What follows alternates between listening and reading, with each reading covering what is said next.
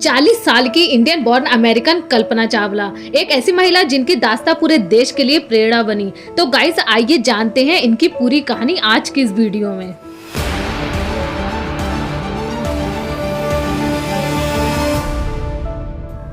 कल्पना चावला का जन्म 17 मार्च 1962 को हरियाणा के करनाल शहर में कंजर्वेटिव परिवार में हुआ था। इनके फादर बनारसी लाल चावला और मदर संजोती चावला पार्टीशन के दौरान पाकिस्तान से इंडिया आए थे। कल्पना चावला अपने भाई बहनों में सबसे छोटी थी। इन्होंने अपनी पढ़ाई टैगोर बाल निकेतन से की। साल 1976 में पंजाब इंजीनियरिंग कॉलेज से ये एरोनॉटिकल इंजीनियरिंग में अपनी बैचलर्स की डिग्री कंप्लीट करती हैं। गाइस उस टाइम एरोनॉटिकल इंजीनियरिंग करने वाली ये अकेली लड़की थी। 1982 में कल्पना अमेरिका चली गईं। वहां जाकर इन्होंने यूनिवर्सिटी ऑफ टेक्सास से एरोनॉटिकल स्पेस इंजीनियरिंग में मास्टर्स की डिग्री कंप्लीट की। आगे चलकर साल 1988 में यूनिवर्सिटी ऑफ कोलोराडो से एरोस्पेस इंजीनियरिंग में पीएचडी की। इस वक्त इनकी उम्र 26 साल थी और नासा के एम्स रिसर्च सेंटर में ये काम करने लगती हैं और सन 1991 में अमेरिकन सिटीजन बन जाती हैं और 1994 में नासा के 4000 एप्लीकेंट्स में से 20 लोगों को एस्ट्रोनॉट्स ट्रेनिंग के लिए सिलेक्ट करती है, जिनमें से एक कल्पना चावला भी होती हैं। नवंबर 1997 3 साल की ट्रेनिंग के बाद कल्पना चावला अपनी पहली उड़ान स्पेस में भरती है। Columbia program flight STS-87 space shuttle में बैठकर ये 250 से ज्यादा ऑर्बिट्स लगाती हैं धरती के और 2 हफ्ते तक स्पेस में रहती हैं। STS का full form space transportation system, ये ऑफिशियल नाम था नासा के स्पेस शटल प्रोग्राम का। ये प्रोग्राम चौथा ऐसा प्रोग्राम था जिसमें ह्यूमन स्पेस फ्लाइट होती थी। कोलंबिया स्पेस शटल की जो 24 फ्लाइट थी वो कल्पना चावला की पहली स्पेस फ्लाइट थी।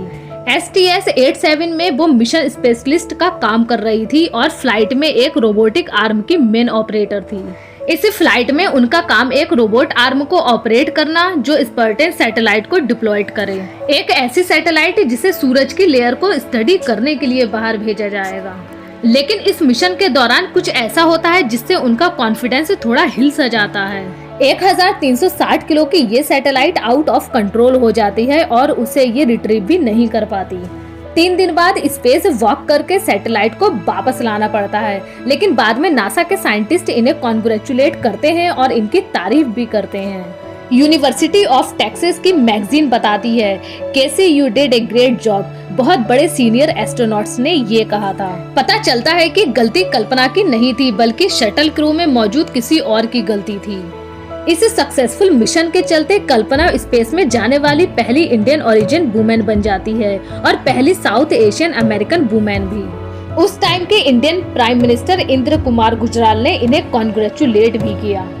Mr. Gujral, I hear you loud and clear. How do you read me?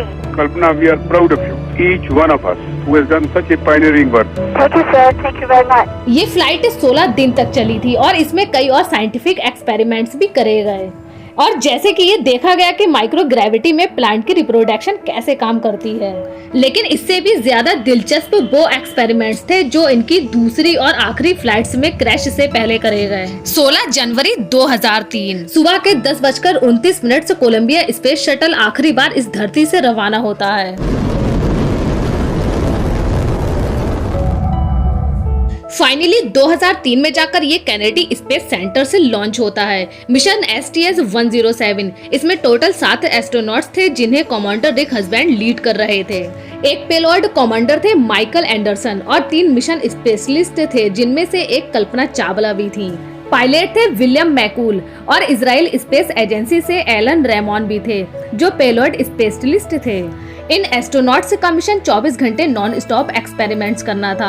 आखिर 16 दिन तक जिस समय ये स्पेस में रहे, इन्होंने करीब 80 अलग अलग एक्सपेरिमेंट्स किए। कल्पना चावला माइक्रो ग्रेविटी पर फोकस कर रही थी कि कैसे स्पेस में कंबशन होती है, कैसे आग को सप्रेस्ड किया जाता है, कैसे क्रिस्टल ग्रोथ होती है और प्रोस्टेट कैंसर कैसे ग्रो करता है स्पेस में। ज्यादा डिटेल्स में ना जाते हुए ये चीज काफी दिलचस्प थी क्योंकि धरती पर मौजूद लेबोरेटरीज में जब सेल्स ग्रो करते हैं तो 2 डायमेंशनल मोनोलेयर्स में ग्रो करते हैं कल्चर डिशेज में, लेकिन स्पेस में सेल्स 3 डायमेंशंस में ग्रो करते हैं स्फेरॉइड्स की शेप में।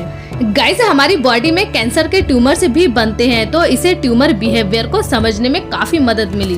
गाइस अब आते हैं इस वीडियो के सबसे बड़े सवाल पर, आखिर क्या कारण था इस बड़े हादसे के पीछे।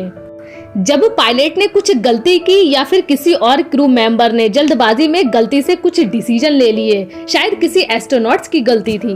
लेकिन सच बात यह है कि इनमें से कोई भी वजह नहीं थी। कोलंबिया में मौजूद इन 7 एस्ट्रोनॉट्स में से किसी ने कोई भी गलती नहीं की थी और इन सबको हादसे से कुछ 3-4 मिनट से पहले तक कोई अंदाजा भी नहीं था कि क्या होने वाला है।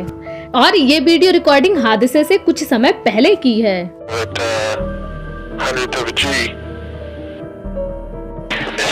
It's really getting really bright out there.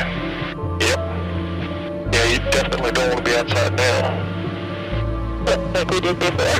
I know I have to back my astronaut से कुछ बात कर रहे हैं, कल्पना चावला भी कुछ कह रही हैं। ये सिर्फ 8:58 पर ही था कि यहाँ बैठे एस्ट्रोनॉट्स को एक इंडिकेशन मिलता है कि सब कुछ जैसा होना चाहिए वैसा हो नहीं रहा।